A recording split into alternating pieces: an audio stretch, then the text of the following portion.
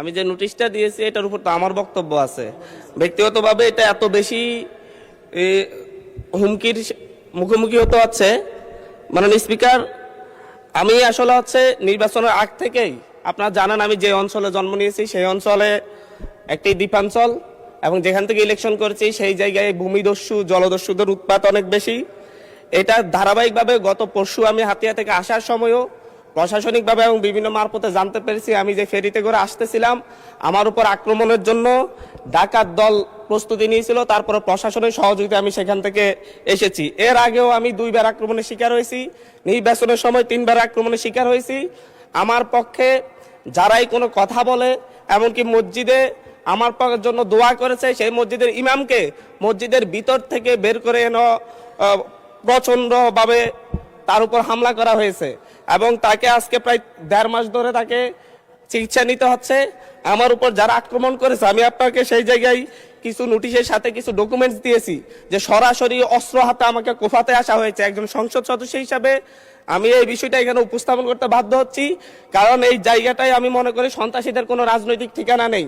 প্রতিনিয়ত বিভিন্ন একটি রাজনৈতিক দলের পদধারী এবং বিভিন্ন ক্ষেত্রে পূর্বের ফ্যাসিবাদী লোকজন তারা সরাসরি ফেসবুকে থেকে একটি রাজনৈতিক সংগঠনের এখনকার শেল্টারে থেকে ফেসবুকে ভিডিও আকারে আপনারা যদি তদন্ত দেন, তদন্তে আমরা রিপোর্ট পেশ করব, ভিডিও দিব, এবং প্রত্যেকটা রেকর্ড আমাদের কাছে আছে যে তারা কিভাবে আমাকে হত্যার হুমকি দিচ্ছে, এলাকায় ঢুকতে না দেওয়ার হুমকি দিচ্ছে। আমি তো আমার যেই এলাকা যেখান থেকে আমি নির্বাচন করছি সেই এলাকায় আমাকে নিরাপদে যাওয়ার ব্যবস্থা করতে হবে, নিরাপদে আমাকে থাকার ব্যবস্থা করতে হবে, আমার সাথে যারা নেতাকর্মীরা চলাচল করবে তাদের নিরাপত্তা দিতে হবে।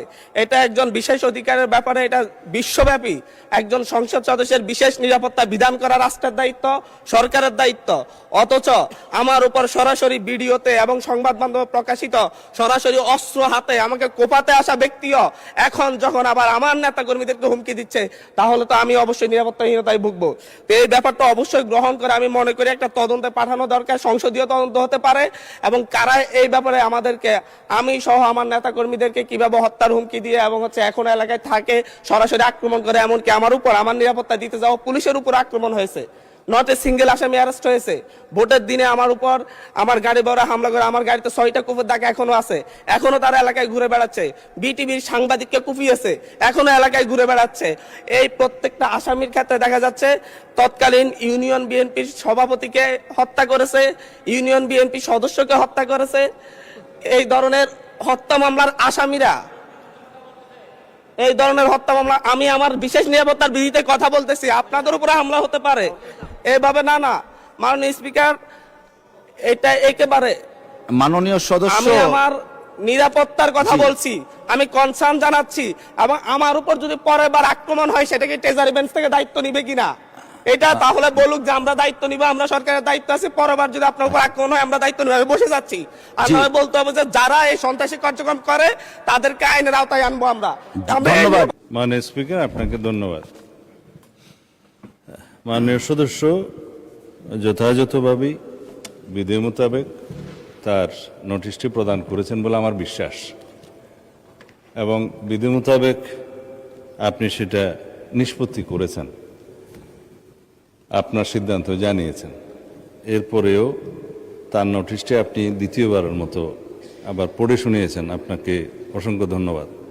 এবং মাননীয় সদস্য, আমি তখন আমার সংসদ রুমেই ছিলাম, উনি যখন স্টার্ট করেছেন আমি শুনেছি কিছু, বাকিটা এখানে এসে শুনলাম। এটা অত্যন্ত দুঃখজনক যদি ঘটনাটা সত্য হয়ে থাকে। তো এই বিষয়ে আমি এখনও অনুরোধ করব, মাননীয় সংসদ সদস্য কোনো যদি জিডি অথবা মামলা সংশ্লিষ্ট থানায় না করে থাকেন, এখনও তিনি ইচ্ছা করলে সেই বিষয়ে ওনার অভিযোগ সংশ্লিষ্ট থানায় দায়ের করতে পারেন, এবং সে বিষয়ে আমরা আইনানুগ ব্যবস্থা নেব। আর বিশেষ অধিকার প্রশ্ন উত্থাপনের বিষয়টি যেহেতু আপনি নিষ্পত্তি করে দিয়েছেন, এর বাইরে এই মুহূর্তে আমার তেমন কিছু বলার নেই। তবে আমি আশ্বস্ত করতে চাই, শুধু মাননীয় সংসদ সদস্য যিনি উত্থাপন করেছেন তার বিষয়ে নয়, যে কোনো মাননীয় সংসদ সদস্য এই হাউজের যদি সেই রকম কোনো পরিস্থিতির শিকার হন, তাহলে যেন বিষয়টি স্বরাষ্ট্র মন্ত্রণালয়ের নজরে তাৎক্ষণিকভাবে আনেন, অথবা নিকটস্থ থানায় সেই বিষয়ে অভিযোগ দাখিল করেন। আমরা আইনের শাসন প্রতিষ্ঠা বদ্ধপরিকর। মাননীয় স্পিকার, আপনাকে ধন্যবাদ।